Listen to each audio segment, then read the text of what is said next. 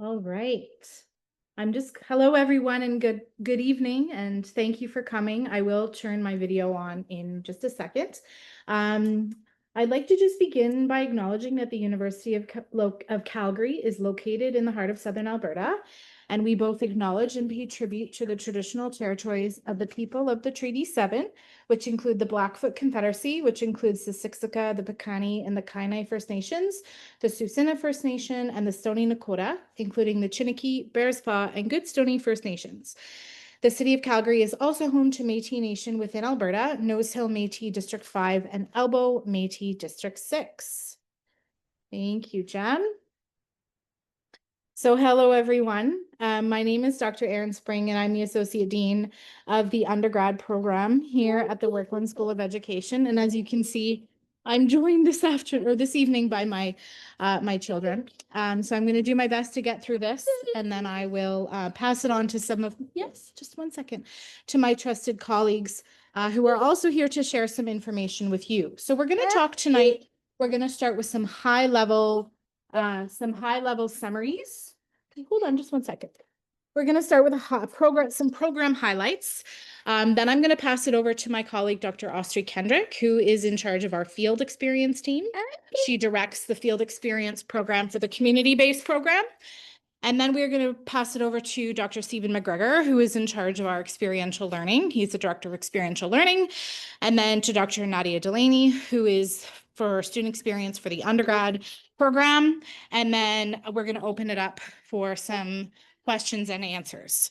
So if we could just start off by talking about some of the program highlights that we have here at Werklund. So we have 4 pillars of our program. They are courage, creativity, collaboration, and compassion. And so courage is really about stepping beyond the familiar. Creativity is about thinking differently and inspiring learning. Collaboration is about learning together and creating change. And compassion is about leading with heart and empathy. So these are the 4 values that define Werklund. So I'm going to talk a little bit briefly, really, about some just high-level program highlights to our program. So I guess the most important thing we always like to highlight is that we are the top 4 university in Canada for education and teaching.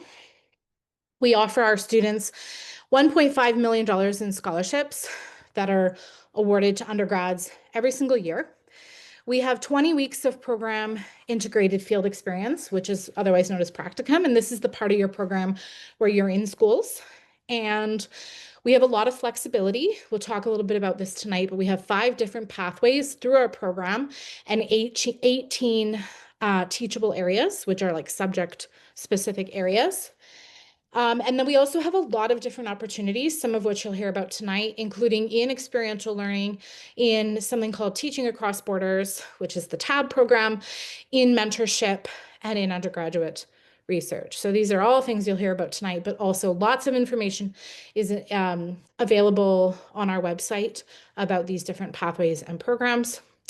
And really exciting, 85%. Thank you, Jen, for popping that in the chat. There's our website. 85% of our undergraduates find jobs within 4 months of graduation, which is pretty amazing.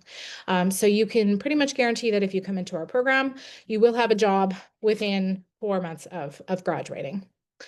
So what else have we got, Jen? Okay, we have community engaged leadership scholarships. So we have up to 6 scholarships, $20,000 each, which are available to our students entering the BEd program within the Werklund School. And again, thank you to Jen for putting these links directly in the chat. And these awards are based on academic merit, extracurricular activities, community service, volunteerism, and leadership. So these are things that you can be thinking about as you're preparing your application for our program. I don't know if there's anything else, Jen, that you want me to. Great. So yeah, and we've chatted about this a little bit already, but we are more than an education program. So we have an ESA, an Education Students Association, which helps us to lead, connect, and get involved. We have student advisors. We have an office on the 2nd floor of our tower, the Werklund Tower, and we have lots of program and policy experts who are present in that space, including Jen, who's with us this evening. We have a field and career team, so a whole team of individuals who help set up the field, those practicums that I was mentioning. We have student opportunities to engage, to volunteer, and to build experience. We have an education library called the Doucette Library, which has lots of resources, manipulatives, areas for inspiration. And we have a leadership team. So I'm part of that, but so is Nadia, who's here, and Austri, and Stephen, and others who are not here with us this evening. And each of us have a very particular role to help guide you through the program. And then we have something called Books to Build On, which is an online database of Indigenous stories that can help foster belonging and inclusion. And if you just Google Books to Build On, you will find it. And it's an excellent way of integrating Indigenous literatures into classrooms, which is a response to the TQS and the TRC, and something that you'll learn about lots if you join us at Werklund. So I think that's my last slide. And I'm going to pass it over to Dr. Austri Kendrick, who is our Director of Field for the community-based program. And she's going to share with us some information about Field, those placements for both the on-campus and the community-based program. So thank you so much, and thanks for your patience at the beginning as I navigated that handover of my baby. Thanks, Erin. It's always nice to see a baby. So we're all good here. So as Erin said, I'm Austri Kendrick, and I'm Director of Field Experience. And so this is usually everybody's favorite part of coming to Werklund, is the opportunity to get into schools and work with kids. And so as a part of our program, if you want to flip to the next slide, you'll see that we have a lot of students out in schools. So these are our information from last year. You'll see that we had nearly 1,000 partner teachers from across actually Western Canada, because we have our two different main pathways, our on-campus pathway, which is you come to school, do your class, so it's in person at the University of Calgary, and then you do your placement generally in Calgary or our local area. But we also have our community-based program, which all classes are done online except in the summer, and then I find you placements in or near your local community. So between those two programs, last year we had nearly 1,000 partner teachers and almost 2,000 placements. And the reason for that, if you look at the next slide, is because we have so many different field courses across your degree. So you have a chance to start from just observing in a classroom. So that's our field experience 1. You go for 2 weeks into a classroom, you get to see and practice some of the different theory that you're learning about. And then we gradually increase the amount of teaching that you do over our 4 field experiences. So from complete observation in field 2, you'll teach up to 30% of the day. So you'll be able to really get some great mentorship from your partner teacher and from your field instructor, learn to work with the kids a lot more, so that when you enter field 3, which is where our students are now, by the end of that, you'll get to 65 to 80% of the school day that you're teaching. And then for field 4, that's when you go all the way for a full day of teaching in your specialization area. So we certainly don't expect you to be ready to teach the second that you join our program. We don't throw you into the deep end and go, hey, swim. We gradually increase the amount of responsibility that you have in the classroom. So that's field experience. I hope if you have any questions, you'll ask them or pop them in the chat there. Next slide.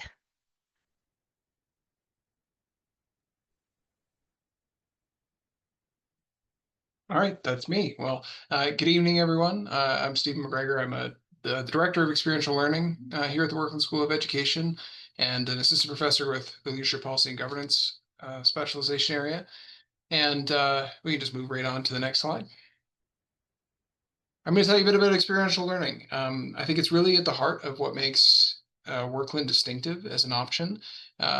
When you're thinking about your career track and the Bachelor of Education, it's about taking what students are learning in their coursework and bringing it to life in various real life contexts, schools, communities, in many cases across cultures. If you're thinking, for example, about the TAB program, this snapshot I've grabbed here, the image that you're looking at, a bit of a behind the scenes look when we were doing some mapping ourselves about how does experiential learning look across Canada locally, and the kinds of programs that we offer. And Werklund's a standout. Like the things that we do in the Werklund School are really distinctive in terms of providing you those opportunities to connect what's happening in courses to what's happening in the field, and across a huge suite of opportunities. And so we really emphasize learning by doing, learning by reflection. So we have students that engage in stretch their thinking, they volunteer in classrooms, they collaborate with peers. There's learning on the land if you have a strong interest in indigenous ways of learning and knowing and being, and then you come back and make sense of what you've seen and what you felt out in these various contexts. And so all of these experiences create a sort of a cohesive whole where students are they're building their confidence, their sense of purpose and belonging, and they start to see themselves as not just teacher candidates who are completing, program requirements, but emerging professionals and something to contribute, who have something to contribute to the world around them. So that's a high level, and I want to tell you a bit about some of the different experiences that we have. So if we could get to the next slide. Perfect, thank you. So when we talk about experiential learning, there's lots of different ways we could slice it, but we're really talking at a high level about a spectrum of opportunities, and they're all designed, as I said, to connect learning with life. So on the one side, we have opportunities like land-based learning. That's where there's opportunities to learn from Indigenous elders and community leaders. You have the opportunity to spend time on the land, exploring how teaching and learning are grounded in relationships through place, through story, with each other. At a local level, we have service learning that's giving students a way to directly connect with schools and organizations in Calgary that are sort of in addition to the program experiences that you'll encounter, as you've heard about. And so that might be things like literacy programs or mentorship groups or helping teachers foster community in and beyond their classrooms. And then we also have some really novel opportunities like teaching across borders where you can teach and learn internationally. So we have partnerships in countries like Japan, Australia, Spain, Scotland, and it's a chance to experience education through a completely different cultural lens. And then you get to bring those insights back, share them with the community here at the Werklund School, and contribute to that ongoing reflective learning. And so each of these programs that we have look a little bit different, but what they share is that real commitment to connection. And so on that point, to the next slide, please. Another real focus for us is building that professional community. And so we have a number of things that we do to also help you build a network that's going to sustain you right through your degree into your career. And so we have mentorship programs where folks can connect with senior students who, so you're just entering the program, you can connect with those senior students, as well as with alumni mentors for those who are preparing to graduate. And so we have tiered relationships at every step of the way, where we can normalize the challenges of becoming a teacher, help students remind themselves that you're part of a larger professional family. And so that's, thoughtfully integrated into the ways that we support students. And then we also have a variety of professional learning experiences that happen throughout the program as sort of co-curricular opportunities. So those are workshops and field experiences with partners, groups like the Biogeosciences Institute. So you can explore specialized interests while you're things like leadership or collaboration skills while you're going through your program. And something you're going to hear more from Dr. Delaney, we have many of our students take part in research connections, so opportunities to either join small projects or inquiry groups and start to explore those questions about teaching and learning that you might have. And so all together, those are sort of building confidence in ways that really only happen through those sorts of experiential learning opportunities. To continue on with that, next slide, please. One area that I want to give it some additional highlight before we wrap up is our service learning programs. And so these are programs that are open to all students, and they involve structured volunteer placements with schools and community organizations. So you might have the opportunity to get involved in things like leading reading circles, supporting language learning, assisting with inclusion initiatives, and it's all under the guidance of experienced educators. And so we offer options like things like building community in classrooms, where students are going to observe how teachers create a sense of belonging right from the start of the school year, or the volunteering with diverse communities, which has a course component where you're working with a range of learners and cultural groups, and building that understanding capacity and confidence for when you head out into the field. And so service learning, it really brings that emphasis on reflection and reciprocity. And so you're volunteering, but you're also learning from those and how they serve, and thinking critically about equity and inclusion, and seeing schools as places where community is created. So these are often really, we know from exit surveys, like a really, really important point for students. They start to connect those personal values that you bring into the program with those professional aspirations that you're going to develop.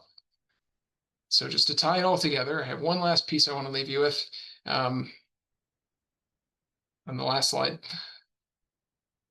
is that experiential learning at the Werklund School, it really ultimately is about belonging and purpose. And so every opportunity, like I said, whether it's about the land-based learning, the mentorship, service, or teaching abroad, it's all designed to make sure that you're growing your skills as future educators, but also starting to build that self-understanding about who you are as educators and what kind of community you want to build through the work that you do.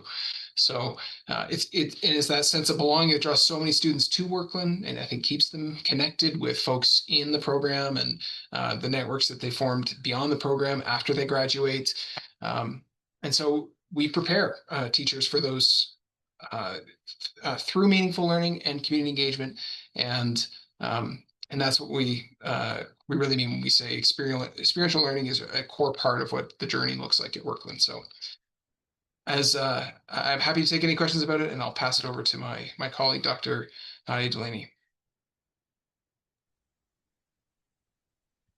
Thank you, Stephen. We can move to the next slide. My role is Director of Student Experience, but this comes under that purview. You know, all of the things that the speakers have shared really underscore the importance of being in the present, understanding how you learn, and appreciating how to grow.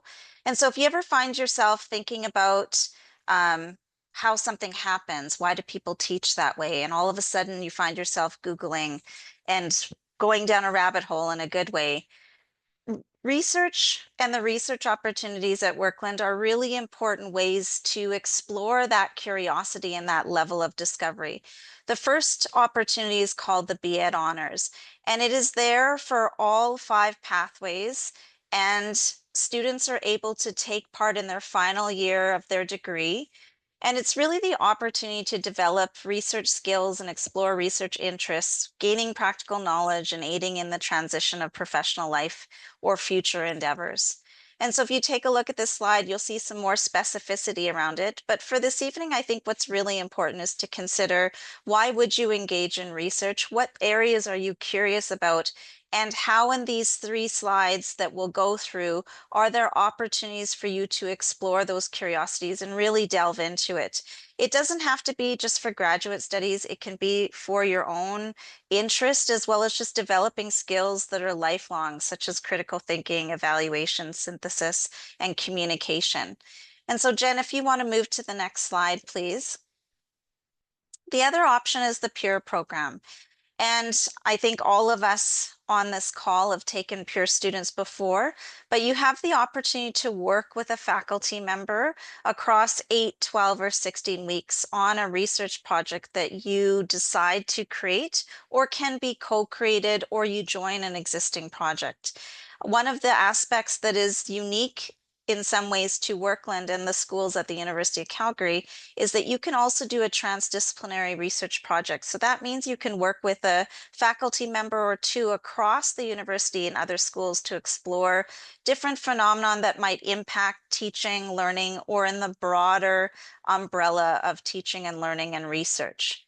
And you can see here that you have to have a 2.0 GPA, that you need to be a continuing undergraduate student in good standing, And really, people are thinking about applying for peer and honors right now, and then considering the deadlines that are coming up in December. And so these are two possible ways in which you can engage in research. And then the last slide, Jen, if you wouldn't mind, is also a third way called the Werklund Undergraduate Research Awards. And so this is an opportunity very similar to peer, where you can work with a faculty member at the Werklund School of Education in a variety of areas. And there are some really interesting, if you click on the QR code, examples of different types of research projects, from early learning to literacy development, to the implications of policy, as well as inclusive education, AI in education, you name it. There's some brilliant work that's being done by undergraduate students. And so in that way, our hope in this team is for you to think about, what are the opportunities that beyond your degree does Werklund afford you? Why would you take them? How does it make you grow as a potential teacher, as a learner, and just as a human being? And so thank you for listening to us. And I believe, Jen, the next slide is a Q&A.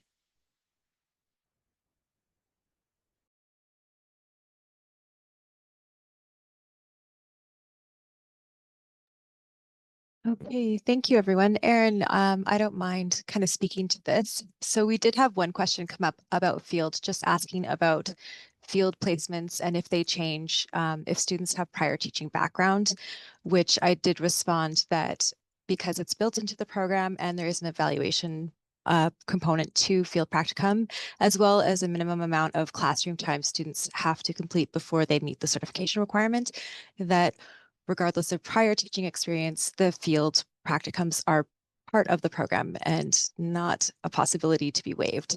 If you wanted to add anything to that, Austria, just let me know. No, you definitely covered it. That is one question I often get, is whether or not we can kind of bypass some of the practicum, and it's not possible. So students who are accepted into our community-based program are expected to do all 4 field experiences. Yeah, and in that particular question, it sounds like they had teaching experience from the United States.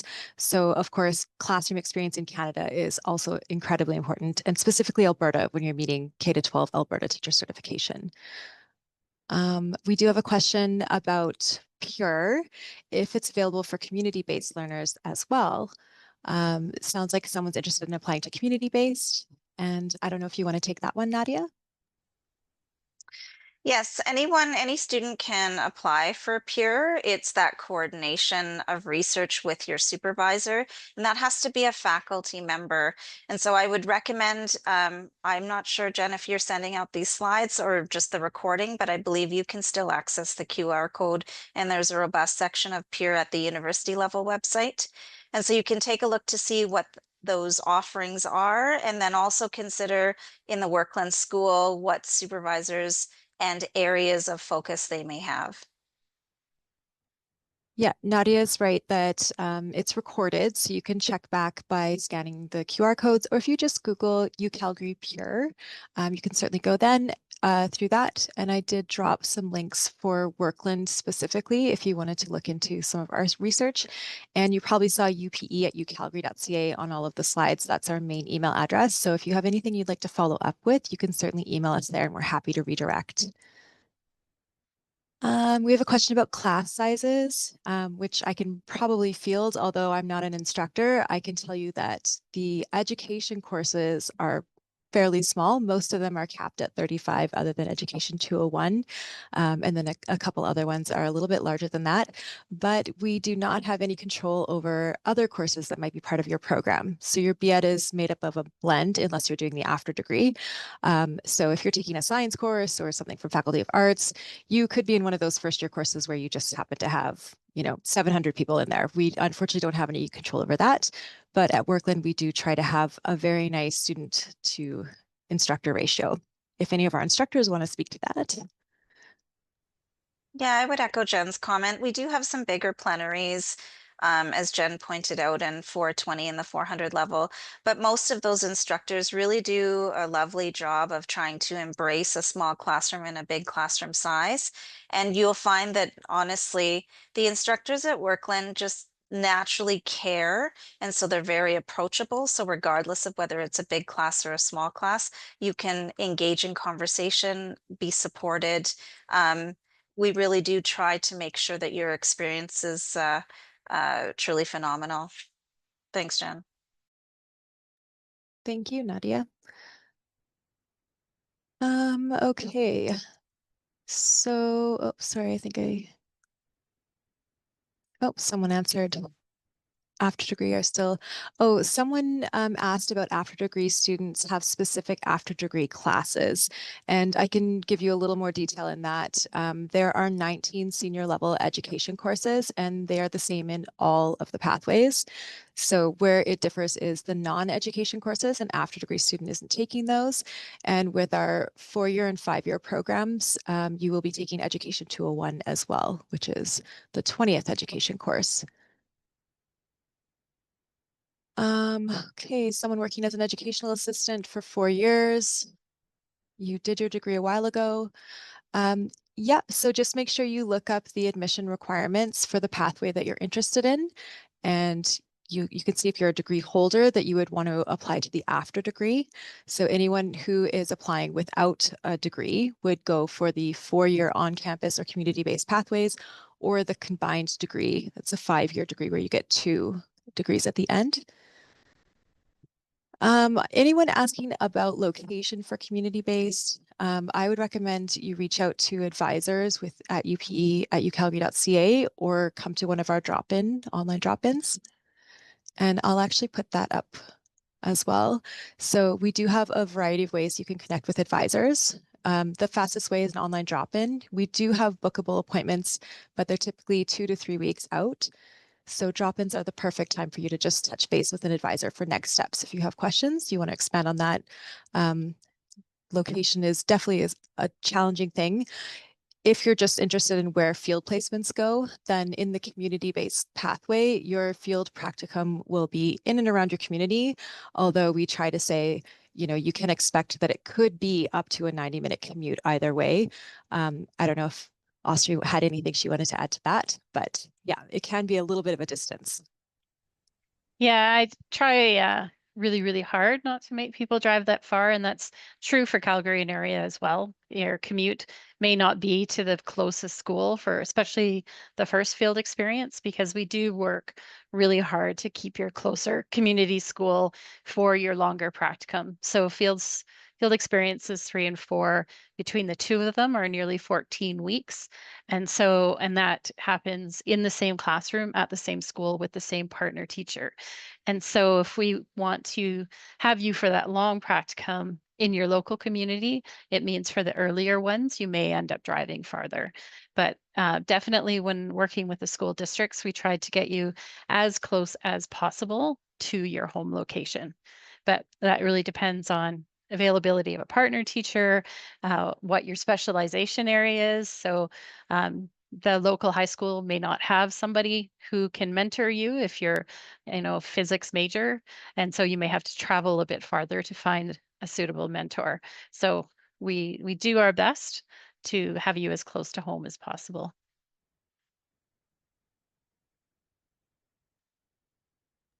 Thank you for that. And I would also just love to put on top of that all of our partner teachers are volunteering their time, which is, an incredible thing in addition to a quite in-depth and stressful job already.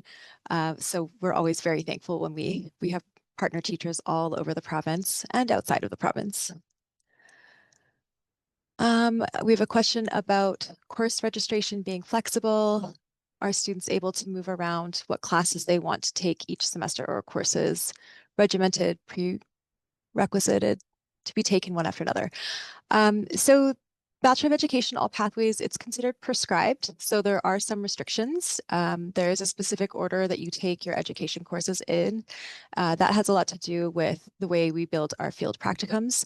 So your field experience course is in a semester with your education courses, there's no overlap. So you won't be in your courses at the same time as you're on your field practicum. But because of that, it kind of changes how your semester flows, meaning as your field experience gets longer, the time you have to complete your coursework is shorter. So you have to kind of take those senior level education courses as a block. And because of that, there's a bit of restriction. If you're in an after degree, then you're really just doing those senior level education courses. It's all done in order, very specific registration. We have registration guides that make it really easy for you to find your courses. But if you're doing the 4-year or 5-year pathways, then you have lots of flexibility in the non-education semesters. And that's where you can kind of build in where those courses fit for you. For practicum, are we only placed at CBE schools if we live in Calgary? Do we have any options in terms of which schools we go to for a practicum? Would you like to take that one, Astrid? Yeah, I can take that one too. So no, not everyone's placed at the CBE in Calgary. It's Calgary and area. So Calgary Catholic, Rocky View, Foothills, not Chinook's Edge. That one's a bit farther away. But the local area incorporates all the different schools. There's some different charter schools, some different private schools, all of them except our student teachers. So we won't, you may be at a CBE school, but you may also be at a different one. And in terms of the school that you go to, that's decided by the Director of Field Experience based again on, did a partner teacher volunteer to host you this year? What's your specialization area? Is there room for you? Is it within a reasonable commute of your home? So what we don't ask is which school would you like to be at? We just try to assign you to a school that makes the most sense for the pathway that you're in and your specialization area. I can answer the next question since I'm already talking. You are, once you're qualified and you have your final degree, you're considered K to 12. So even if you're in the elementary pathway or the secondary pathway, your certification in Alberta is always kindergarten through grade 12. So regardless of what your specialization is, you could teach in the alternative. Thank you. In like addition to that, like that's the certification piece. But if you're talking about your degree, you can make changes to your degree while you're at the school. There are a few restrictions around that, and you can certainly talk to an advisor if you're interested in doing any of that once you're here. So if you don't get your first choice when you apply, there are certainly opportunities to make changes to your degree once you're a University of Calgary student. I don't know if one degree from India, one from England. No, you don't get them evaluated. You'll just need to provide your transcripts when you apply. Our admissions recruitment person might be able to answer that one in more detail. Same with the English language proficiency. Is there an infographic class schedule that shows all courses within the BEd, specifically after degree? Yes, you can go to our website for kind of suggested degree sequence. If you're interested in kind of seeing what those courses look like. But in terms of scheduling, we don't really offer anything like that. You can expect for the on-campus pathway that the classes will be scheduled between Monday and Friday between 8 a.m. and 5 p.m. Our community-based program has a 2-week intensive where you come to Calgary for it's usually the first 2 weeks of July, typically around when Stampede happens, and you're going to be doing classes on campus. You'll have either one course or 2 courses, depending on the pathway. You do that for your Monday to Friday, and then you return to your home community where your fall and winter courses will be online. And then your field experience will be in or around your home community.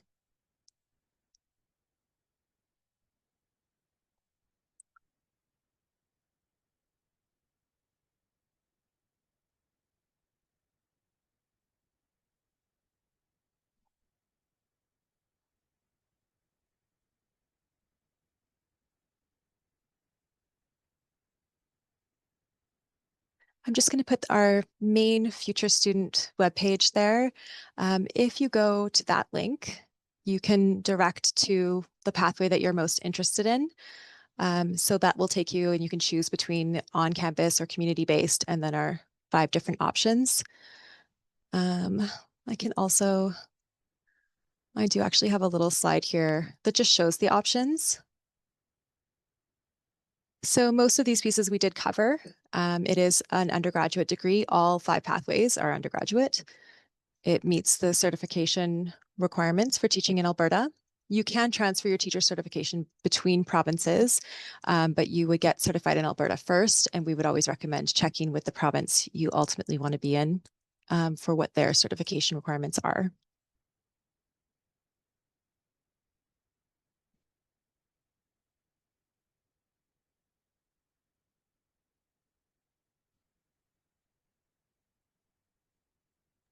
I don't see any further questions. There we go. Feel free to stick around and ask a question if you have a question that you'd like to ask any of us who are here, or continue to type. Oh, I see 2 new ones have just popped up. I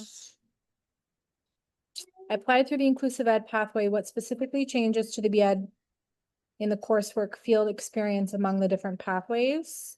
I think what you're asking is, so you'll take 2 specialization courses with the inclusive ed cohort, but otherwise all of the courses you take, correct, Jen, right, with everyone else?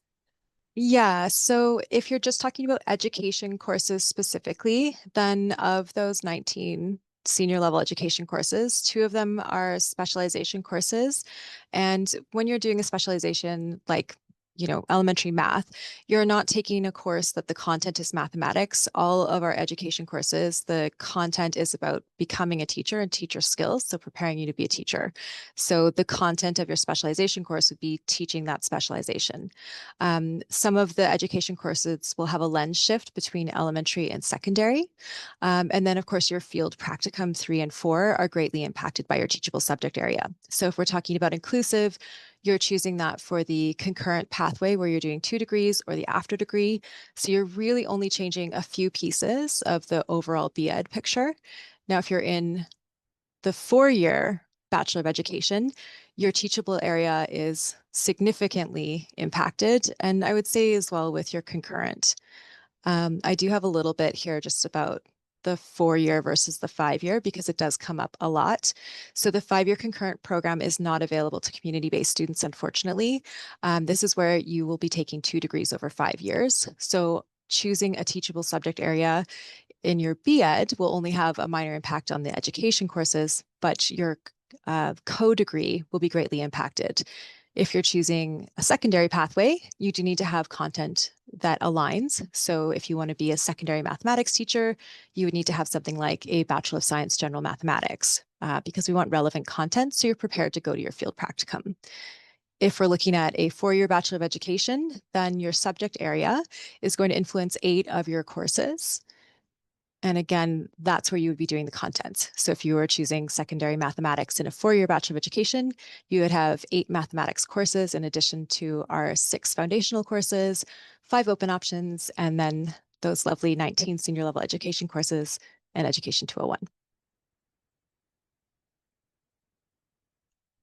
I just saw the question about the honors designation on your degree and whether it leads to a special type of certification. So no, it doesn't lead to anything different in terms of the outcome, but it is a special designation on your degree. So you can say that you did the honors program, but you'll be a qualified teacher just like everyone else who either did or did not do the honors program. I see a question. Can you please tell me, are community-based classes scheduled on a daily basis? So the online classes, no, you wouldn't have online. You might have like 1 or 2 Zooms a week. So they're not every day. I hope that answers your question. Yeah, the community-based one, the online courses are considered asynchronous, meaning you may not be meeting every single week, but you should anticipate that it is important for you to attend those lectures. And typically our instructors aren't recording them.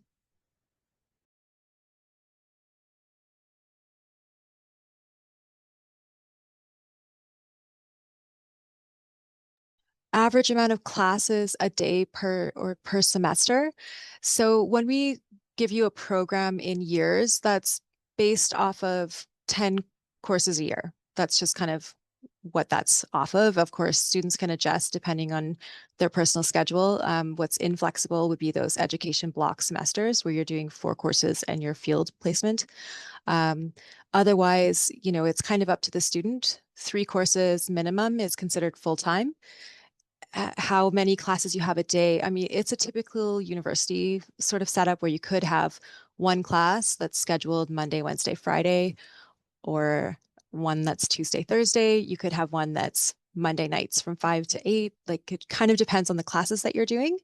And again, there's a difference between synchronous and asynchronous.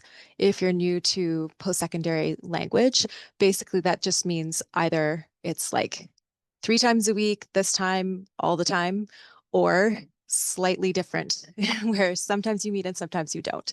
Just fun ways of saying all those. But yeah, it really depends on the student and what they want to enroll in, unless it's the education courses where you do have a bit more of a set schedule. But again, some of our classes are not meeting every single day of the week or every week.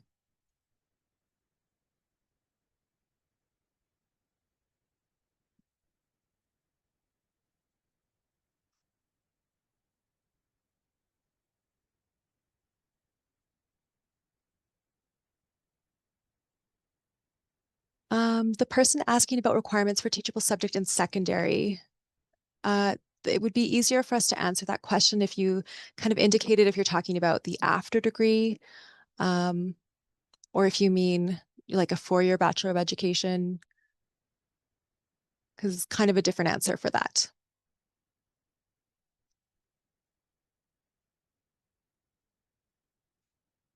Okay, for applying for the after degree and you took education courses before, unfortunately, we do not accept transfer credit for education courses. If you're doing, a 4-year or 5-year program, typically an education course can be used for an option, but being that they're prescribed courses in a prescribed program, we don't accept transfer credit for the EDUC courses specifically. Certainly you can touch base with an advisor. We'd be happy to kind of chat through that with you if you wanted to talk more specifically about your scenario.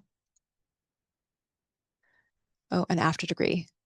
Yeah, so for the admission requirements for the after degree, there is a link, I'll find it for you, where it explains the secondary content requirement, but basically it's just 10 courses in the teachable subject area, but 6 of those courses need to be senior level, so second year or higher.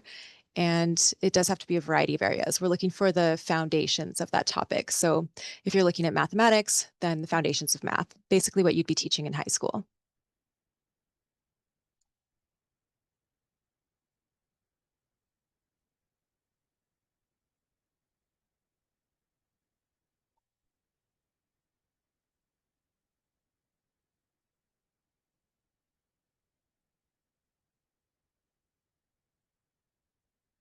Okay, and I've just dropped the link for you that explains the content requirement for the after degree.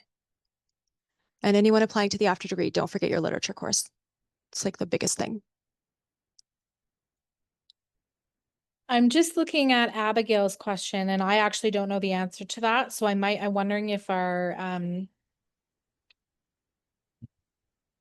who is here from, sorry, I forget your name, whoever's Monway? from recruiting. Can you answer that for Abigail about the, apparently there was something about attending an event and waiving an application fee. I don't know the answer to that. Yeah, I think Monmoy will answer that one for us because yeah, definitely. Yeah, of course, I can definitely answer that. So as far as I'm aware, some people that attended like the online webinar event or our open house event, is supposed to receive a code for an application fee waiver. If you need to check up on it, you can just reach out to our Indigenous inbox at indigenous.recruiter@ucalgary.ca. I'll put it in the chat for you to see, and they can confirm if you are able to get the code